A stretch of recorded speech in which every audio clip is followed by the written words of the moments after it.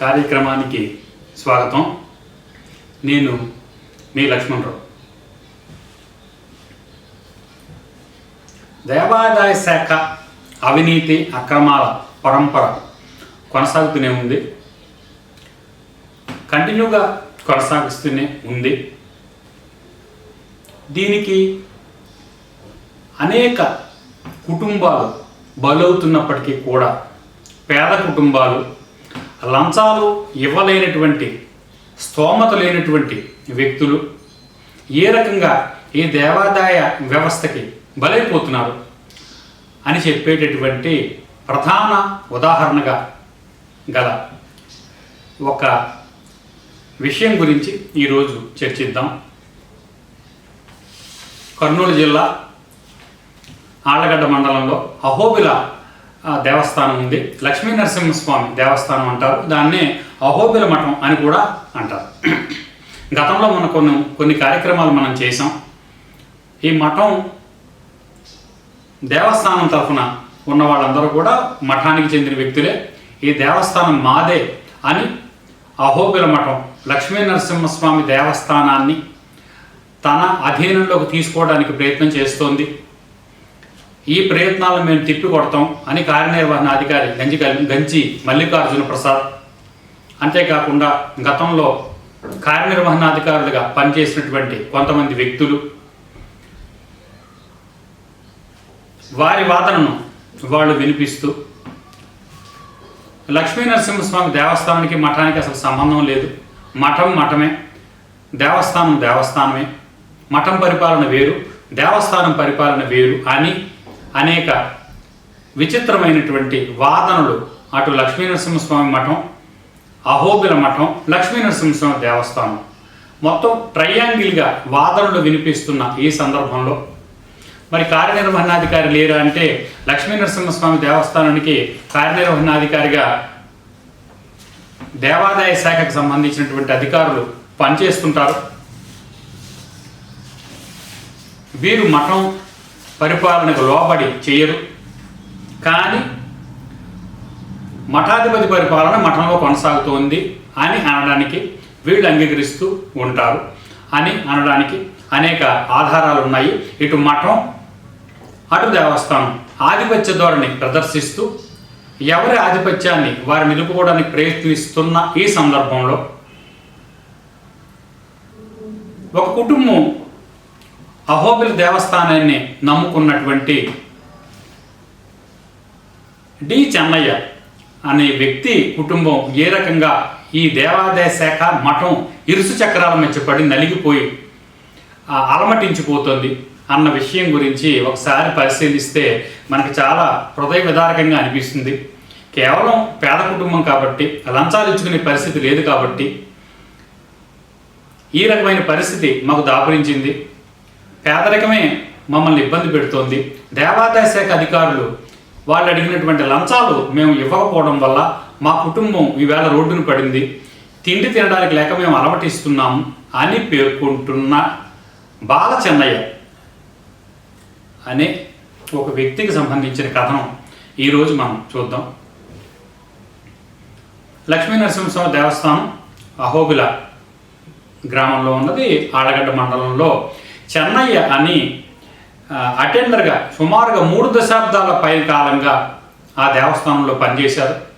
చాలా నమ్మకస్తులు, శారీరకంగా కూడా కొంత వికలాంగత్వం కలిగినటువంటి వ్యక్తి అయినప్పటికీ కూడా చాలా నిజాయితీగా పనిచేసి విశేషమైనటువంటి సేవలు అందించినట్టుగా అధికారుల దగ్గర మన్ననలు మర్యాదలు కూడా పొందినటువంటి వ్యక్తి. లాంగ్ బ్యాక్ అంటే దశాబ్దాల క్రితం జరిగినటువంటి సంఘటన ఇది. అయితే డి చెన్నయ్య అటెండర్గా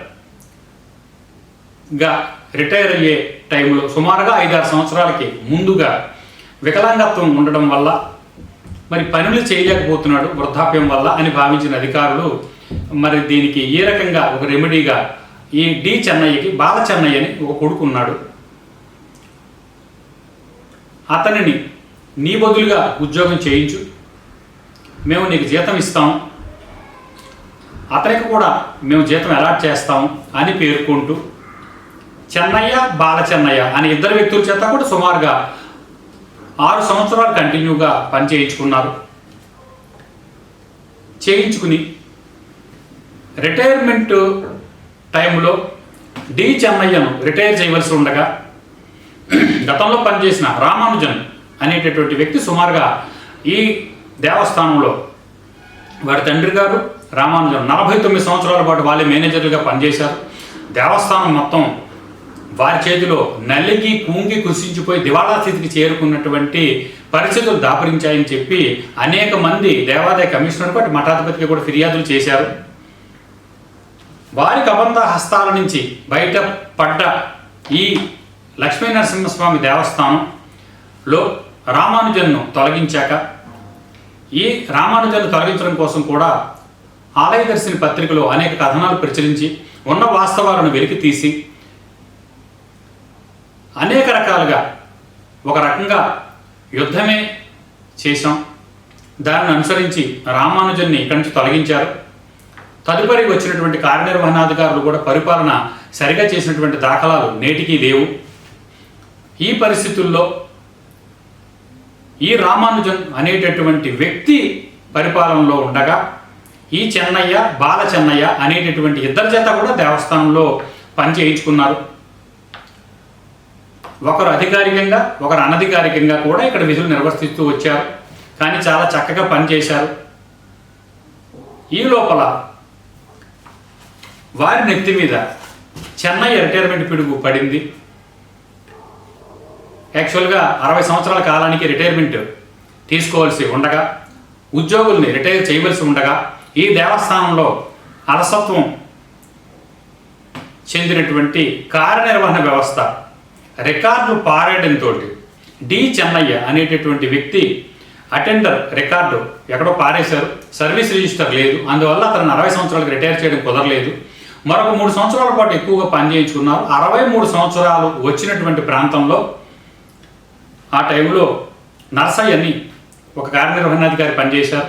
రామానుజన్ వెళ్ళిపోయాక వారి హయాంలో కూడా ఇక్కడ పూర్తి స్థాయిలో అవినీతి జరిగింది. ఆ అవినీతిలో భాగంగా ఈ చెన్నయ్య కుటుంబం పూర్తిగా అవస్థలు పడింది. రిటైర్మెంట్ చేయకపోవడంతో చెన్నయ్య కుటుంబ సభ్యుడైనటువంటి బాల చెన్నయ్య కూడా ఇదే దేవస్థానంలో పనిచేస్తూ వచ్చారు. మరి తరువాత కార్యనిర్వహణాధికారిగా వచ్చిన తిమ్మనాయుడు ఒకరోజు చెన్నయ్యని పిలిచి ఈరోజు నేను రిటైర్ చేస్తున్నాం, ఇంటికి వెళ్ళిపో అని చెప్పి ఒక కాగితం టైప్ చేసి ఆయన చేతిలో పెట్టారు. రిటైర్మెంట్కి దగ్గర పడ్డ ఒక ఉద్యోగికి చెందినటువంటి రిటైర్మెంట్ ఏ రకంగా చేయాలి అన్న నియమ నిబంధనలు ఏ స్థాయిలోనూ పాటించినటువంటి దాఖలాలు లేకుండా నెల ముందు నోటీస్ ఇవ్వలేదు, 3 నెలల ముందు విషయం తెలియచేయలేదు.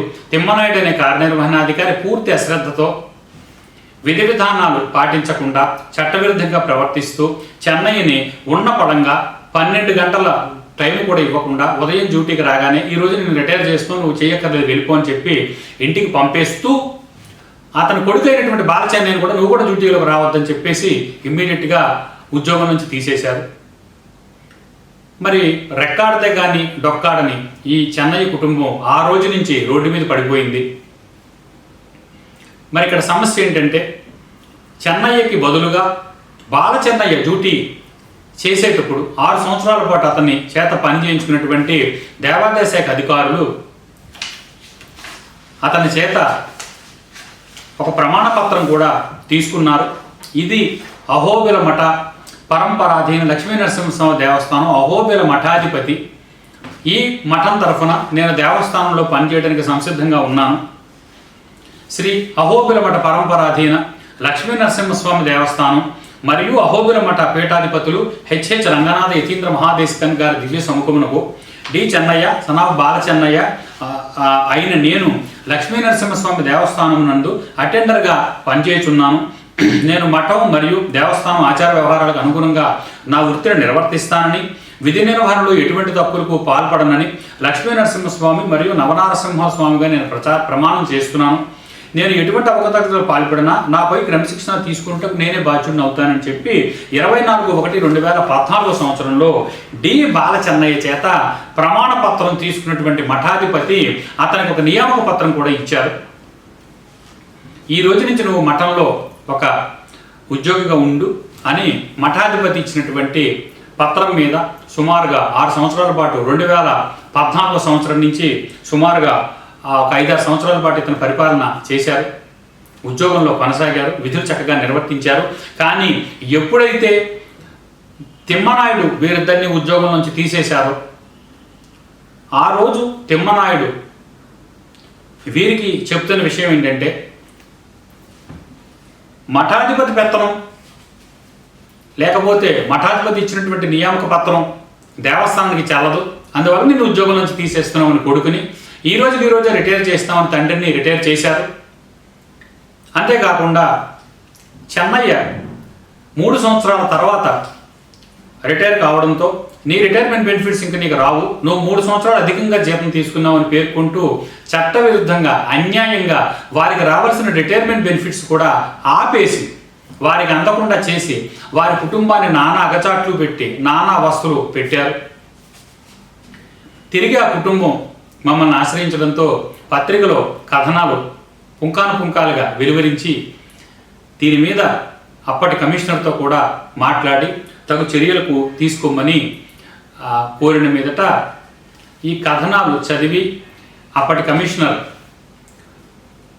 అనురాధ గారు వీరి కుటుంబానికి న్యాయం చేసి ఆ రిటైర్మెంట్ బెనిఫిట్స్ ఏవైతే ఉన్నాయో మీరు తక్షణం విడుదల చేయండి, ఎందుకంటే రిటైర్ చేయకపోవడం మన తప్పు కానీ రిటైర్ కాకపోవడం అతని తప్పు కాదు అన్న మన వాదనను పరిగణలోకి తీసుకుని చివరికి ఆ రిటైర్మెంట్ బెనిఫిట్స్ అతి కష్టం మీద అతని చేతికి ఇవ్వడానికి అనేక రకాలైనటువంటి నాటకాలు ఆడి వారి కుటుంబాన్ని అనేక రకాలైనటువంటి ఇబ్బందులు పాల్చేసి తండ్రిని రిటైర్ చేసి రిటైర్మెంట్ బెనిఫిట్స్ ఇవ్వకుండా కొడుకుని ఉద్యోగం నుంచి తీసేసి రోడ్డును పెట్టి అనేక రకాలుగా అడిగిన లంచాలు ఇవ్వలేదని ఈ కుటుంబాన్ని మొత్తం ఇబ్బంది పెట్టినట్టుగా అటు తండ్రి చెన్నయ్య ఇటు కొడుకు బాలచెన్నయ్య కూడా అనేక చోట్ల ఫిర్యాదులు చేయడం జరిగింది. ఈరోజు పరిస్థితి కనుక మనం గమనిస్తే ఈ దేవస్థానంలో సుమారుగా 300 మంది ఉద్యోగులు పనిచేస్తున్నారు. ఈ 300 మంది ఉద్యోగుల్లో అనేక మంది సుమారుగా 95% మంది మఠాధిపతి ఇచ్చినటువంటి నియామక పత్రం మీద ఆధారపడి దేవాలయంలో పనిచేస్తున్న దాఖలాలు కూడా చాలా ఉన్నాయి. కానీ వారందరినీ పక్కన పెట్టి వారి దగ్గర వారు అడిగిన లంచాలు ఇస్తున్న సందర్భంలో వాళ్ళందరినీ ప్రోత్సహిస్తూ వాళ్ళకి పదోన్నతులు కలుగజేస్తూ వాళ్ళకి జీతాలు ఇస్తూ ఎవరిని ఉద్యోగం నుంచి తీసేయకుండా వారందరినీ కొనసాగిస్తున్నటువంటి కార్యనిర్వహణాధికారి వ్యవస్థ ఈ బాలచెన్నయ్య తాము కోరిన లంచాలు ఇవ్వలేదన్న నెపం మీద అతన్ని ఈ రోజు వరకు కూడా ఉద్యోగం నుంచి తీసేశాక అందరూ మాత్రం మఠాధిపతి ఇచ్చినటువంటి నియామక పత్రం మీద కొనసాగుతుండగా కేవలం ఒక బాలచెన్నయ్యను మాత్రమే ఉద్యోగం నుంచి తీసివేయడం, రాకుండా అడ్డుకోవడం, కనీసం పనిచేసిన దానికి జీతాలు కూడా ఇవ్వకుండా ఉండడం అన్న విషయాలు కనుక మనం పరిశీలిస్తే ఏ రకంగా ఇటు అహోబిల మఠం అటు లక్ష్మీనరసింహస్వామి దేవస్థానం రెండూ కూడా ఈ కుటుంబాన్ని ఇబ్బంది పెడుతున్నాయి, అంతేకాకుండా చట్టవిరుద్ధంగా ప్రవర్తిస్తున్నాయి అన్న విషయాలు పుంకాలుగా గతంలో కూడా ఈ కుటుంబీకులు అనేక చోట్ల ఫిర్యాదులు చేశారు. వారు ఫిర్యాదు చేయని అధికారంతో ఎవరూ లేరు. అటు సహాయ కమిషనర్, డిప్యూటీ కమిషనర్, కమిషనర్, ప్రాంతీయ కమిషనర్, చివరికి ముఖ్యమంత్రి స్పందన కార్యాలయంలో కూడా వారు ఫిర్యాదు చేశారు. గవర్నర్కి కూడా ఫిర్యాదు చేశారు. అన్ని చోట్ల వారు ఫిర్యాదులు చేసినప్పటికీ వారి కుటుంబానికి న్యాయం జరిగినటువంటి దాఖలాలు మాత్రం కనబడలేదు. అంతేకాకుండా తమకు జరిగిన అన్యాయం మీద న్యాయం చేయమని కోరుతూ బాలచెన్నయ్య ఢిల్లీలో ఉన్నటువంటి నేషనల్ హ్యూమన్ రైట్స్ కమిషన్కి కూడా ఒక ఫిర్యాదు చేశారు. మేము దళితులము, మాకు అన్యాయం జరిగింది, మాకు న్యాయం జరగటం లేదు, లంచాలు ఇవ్వని కారణంగా కేవలం దళితులు అన్న కారణంగా మమ్మల్ని రోడ్డు మీద పెట్టారు, మాకు న్యాయం జరగటం లేదు, మాకు న్యాయం చేయండి అని పేర్కొంటూ నేషనల్ హ్యూమన్ రైట్స్ కమిషన్లో చెన్నై చేసినటువంటి ఫిర్యాదుపై నేషనల్ హ్యూమన్ రైట్స్ కమిషన్ కూడా స్పందించింది, నివేదిక కోరింది. దాని మీద ప్రభుత్వం దేవాదాయ శాఖ కమిషనర్ను నివేదిక ఇమ్మని కోరడంతో చివరికి ప్రాంతీయ సంయుక్త కమిషనర్ ఆధ్వర్యంలో కర్నూలు డిప్యూటీ కమిషనర్ పరిధిలో ఉన్నటువంటి ఈ దేవస్థానానికి సంబంధించినటువంటి కార్యనిర్వహణాధికారి, అటు సహాయ కమిషనర్, ఇటు ఉప కమిషనర్, ప్రాంతీయ సమితి కమిషనర్లు కూడా అందరూ కార్యనిర్వహణాధికారుల లంచగొండి వ్యవస్థనే సమర్థిస్తూ వచ్చారు. నేషనల్ హ్యూమన్ రైట్స్ కమిషన్కి కూడా తప్పుల తడకలాంటి ఒక నివేదికని సమర్పించి ఈ కుటుంబం ఈ రోజుకి రోడ్డు మీద కూర్చుని అనేక రకాలైనటువంటి బాధలు పడేటటువంటి పరిస్థితిని కల్పించారు. చెన్నై కుటుంబాన్ని కనుక మనం పరిశీలిస్తే సుమారుగా చెన్నైకి ఇప్పుడు 65 సంవత్సరాల వయసు, వారి భార్య కూడా వృద్ధురాలు, వారికి ఒకే ఒక కొడుకు, అతనే ఆధారు, అతనే ఈ చెన్నయ్య, బాల చెన్నయ్య. ఇతను 6 సంవత్సరాల సర్వీసు టెంపుల్లో తీసుకున్నప్పుడు ఇతన్ని కంటిన్యూ చేయకుండా కేవలం లంచాలు ఇవ్వలేదు, దళితుడు, నేను దళితుడిని కాబట్టి నాకు న్యాయం జరగటం లేదు అన్న ఆరోపణలు ఈ బాల చెన్నయ్య చేస్తున్న ఈ సందర్భంలో మరి నేషనల్ హ్యూమన్ రైట్స్ కమిషన్లో బాల చెన్నయ్య ఏ రకమైనటువంటి ఫిర్యాదు చేశాడు, అధికార వ్యవస్థ, ఇటు మఠాధిపతులు ఈ చెన్నయ్య కుటుంబాన్ని ఎందుకు ఆదుకోలేకపోతుంది, సుమారుగా 3 నుంచి 4 దశాబ్దాల కాలం పాటు విశేషమైనటువంటి సేవలు అందించిన వికలాంగుడైనటువంటి చెన్నయ్య కుటుంబం ఒక్కటే దేవాదాయ శాఖ మొత్తానికి బరువైపోయిందా? బాల చెన్నయ్య, అతని భార్య, వారికి 2 చిన్న పిల్లలు కూడా ఉన్నారు, 2 సంవత్సరాలు 3 సంవత్సరాల పిల్లలు కూడా ఉన్నారు. ప్రస్తుతం వారి కుటుంబం చాలా ఆర్థికంగా బాధలు పడుతున్నట్టుగా కూడా మా దృష్టికి వచ్చింది. వీరు పడుతున్నటువంటి ఇబ్బందుల మీద దేవాదాయ కమిషనర్కి న్యాయం చేయమని కోరుతూ మేము కూడా ఫిర్యాదు చేయడం జరిగింది. అయితే ఈ రోజుకి వీరి కుటుంబానికి న్యాయం జరగలేదు. ఎన్నో కుటుంబాలు, ఎంతోమంది తండ్రి రిటైర్ అయితే కొడుక్కి, కొడుకు రిటైర్ అయితే మనవడికి, తండ్రి రిటైర్ కాకుండా కూడా కొడుకు, వయసు లేకుండానే 15-16 సంవత్సరాలకే ఉద్యోగాలు లంచాలు ఇచ్చి పొందుతున్నటువంటి పరిస్థితులు, దొంగ సర్వీస్ రిజిస్టర్లు, దొంగ సర్టిఫికెట్లు పుట్టించుకుని ఎడ్యుకేషన్ క్వాలిఫికేషన్ సర్టిఫికెట్లు కూడా దొంగలు సమర్పించి లంచాలు గుమ్మరించి ఉద్యోగాలు పొందుతున్నటువంటి ఉద్యోగులు ఒక పక్కన తామర తంపరులుగా పెరిగిపోతున్నటువంటి ఈ దేవాదాయ శాఖలో నిజాయితీగా 3 నుంచి 4 దశాబ్దాల పాటు సేవలు అందించిన చెన్నై కుటుంబం ఒకటే దేవాదాయ శాఖకు బరువైపోయిందా? ఇతని కుటుంబం ఈరోజు అనేక రకాలైనటువంటి ఆర్థిక పరిస్థితులను ఎదుర్కోలేక ఒక సందర్భంలో మేమందరం ఆమరణ నిరాహారదీక్ష చేస్తామని అహోబిల లక్ష్మీ నరసింహస్వామి దేవస్థానం ముందు కుటుంబం మొత్తం ఆమరణ నిరాహారదీక్ష కూడా కూర్చున్నారు.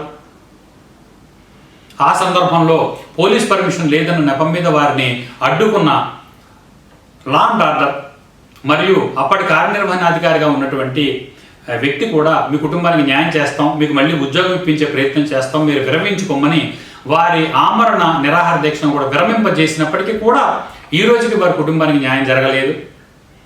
మరి ప్రస్తుతం చెన్నయ్య కుటుంబ పరిస్థితి ఏమిటి, వారి కుటుంబం ఏ రకంగా జీవనం కొనసాగిస్తోంది, నేషనల్ హ్యూమన్ రైట్స్ కమిషన్కి దేవాదాయ కమిషన్ ఇచ్చినటువంటి నివేదిక పరిస్థితి ఏమిటి, అది ఎక్కడ, ఈ రకంగా ఈ నివేదిక పూర్తి తప్పుడు ఆధారాలతో, తప్పుడు ఆరోపణలతో నేషనల్ హ్యూమన్ రైట్స్ కమిషన్కి పంపించడం వల్ల మా కుటుంబానికి పూర్తి స్థాయిలో అన్యాయం జరుగుతోంది అని బాల చెన్నయ్య చేస్తున్నటువంటి ఆక్రందన అటు దేవాదాయ కమిషనరేట్లో కానీ ఇటు దేవాదాయ శాఖలో కానీ ఏ ఒక్క అధికారికి ఉద్యోగికి వినిపిస్తున్నటువంటి దాఖలాలు లేవు.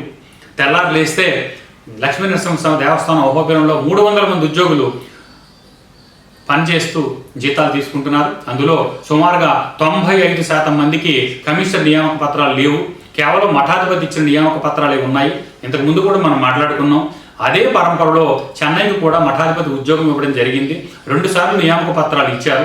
కానీ ఒక్క చెన్నై విషయంలో మాత్రమే ఇటువంటి నియామక పత్రాలు చెల్లవు.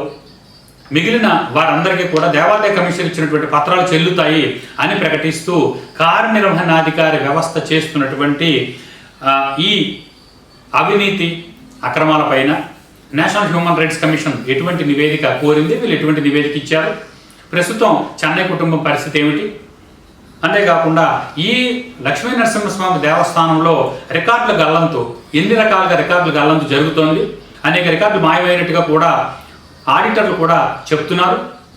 సర్వీస్ రిజిస్టర్లు కూడా గల్లంతు అయినట్టుగా మన దగ్గర సమాచారం ఉంది. వారు దానిని అంగీకరిస్తున్నారు. అంతేకాకుండా ఈ దేవస్థానంలో 49 సంవత్సరాల పాటు ఈ దేవస్థానంలో పరిపాలన చేసినటువంటి రామానుజన్తో మొదలు పెట్టుకుని తర్వాత నరసయ్య, తర్వాత తిమ్మనాయుడు, వారి తర్వాత కామేశ్వరి, వారి తర్వాత మల్లికార్జున ప్రసాద్, తిరిగి నరసయ్య, ఇప్పుడు అనేటటువంటి వ్యక్తుల పరిపాలన ఏ రకంగా కొనసాగుతూ ఇక్కడ అరాచకాలు సృష్టిస్తోంది అన్న విషయాలతో పాటుగా ఈ చెన్నై కుటుంబం పడుతున్నటువంటి అనేక రకాల ఇబ్బందులపైన